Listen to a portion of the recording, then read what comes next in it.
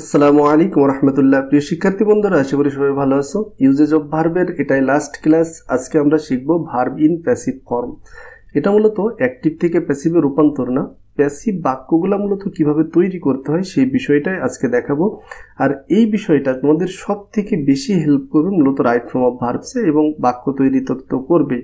Right form of ভার্বসে যে এই যে প্যাসিভ বুঝতে না পারার কারণে অনেকে অনেকগুলো ভুল করে থাকো।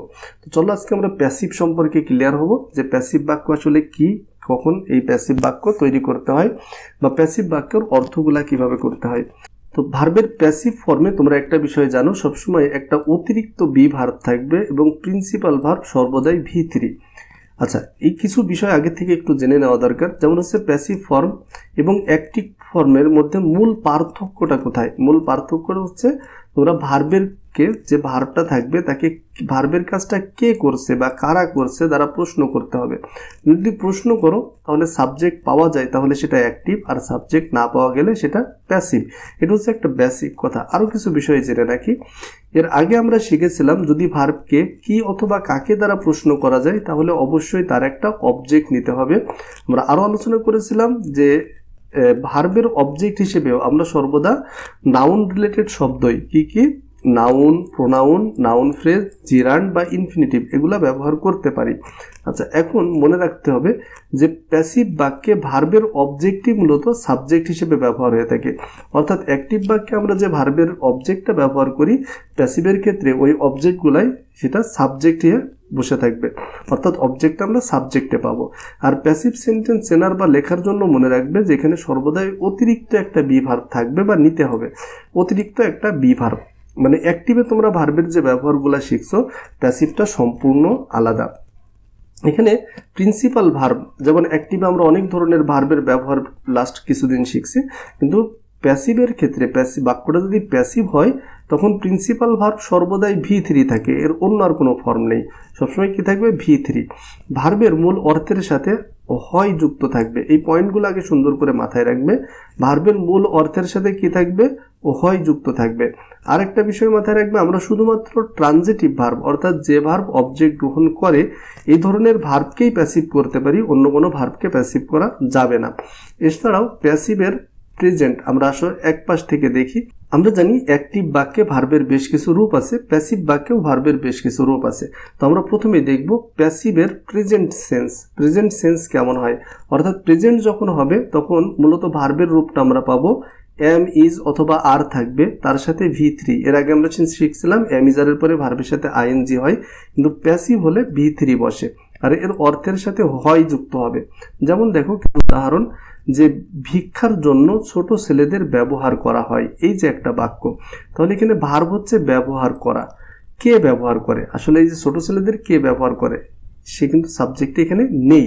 তাহলে আমরা যদি এর অবজেক্ট খুঁজে দেখো, কে ব্যবহার করে, সাবজেক্ট নেই, তো ব্যবহার করা এর সাথে হয় যুক্ত আছে, তার মানে এটা কি আছে? Present sense. আমি টেন্স না বলে সেন্স বলছি, মানে প্রেজেন্টের অর্থ দিচ্ছে।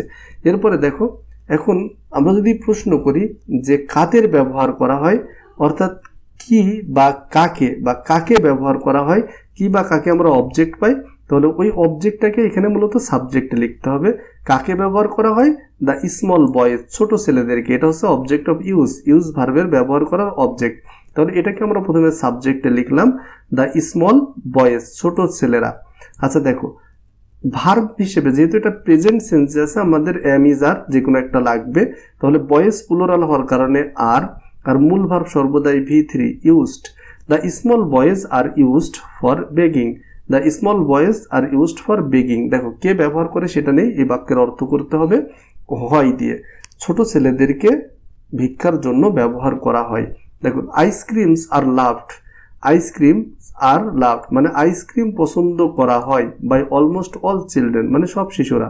এই যে পছন্দ করা কাজটা কে করে? সব শিশুরা। এটা যদি সাবজেক্টে থাকতো তাহলে অ্যাক্টিভ হতো, তখন বাক্যটা কেমন হতো? All children love ice creams.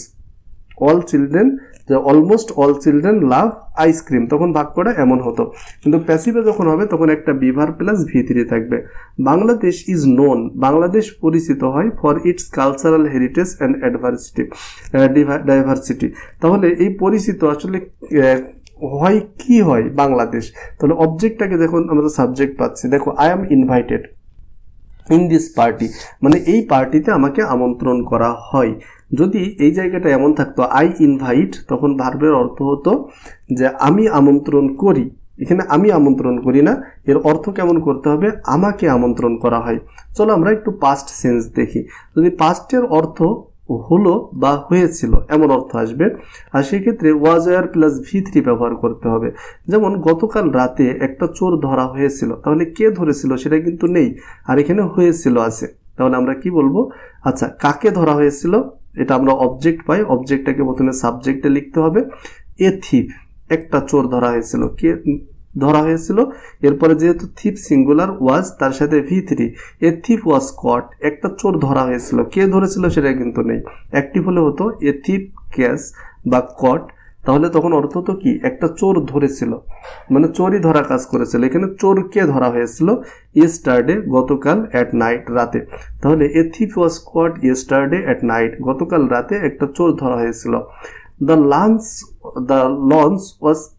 lunch was prepared by the cooks, অর্থাৎ এই রাঁধুনির দ্বারা লাঞ্চ প্রস্তুত করা হয়েছিল। আসলে কে করেছিল, লাঞ্চ তো আর প্রস্তুত করা কাজ করেনি, প্রিপেয়ার যে ভার্ব, এই ভার্বের কাজ কিন্তু লাঞ্চ করেনি। আর এই ধরনের বাক্যের অর্থ করব কেমন, প্রস্তুত করা হয়েছিল। দ্য ভিজিটর ওয়ার রিকোয়েস্টেড, মানে ভিজিটর যারা দর্শনার্থী তাদেরকে অনুরোধ করা হয়েছিল। তাহলে কে করেছিল সেটা কিন্তু এখানে নেই।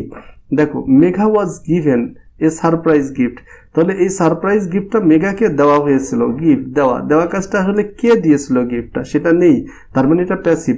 আর ওয়াজ ওয়ার থাকার কারণে আমরা অর্থ করছি হয়েছিল, বা এই ধরনের হয়েছিল থাকলে আমরা ওয়াজ ওয়ার প্লাস V3 দিয়ে প্যাসিভ বাক্য তৈরি করব।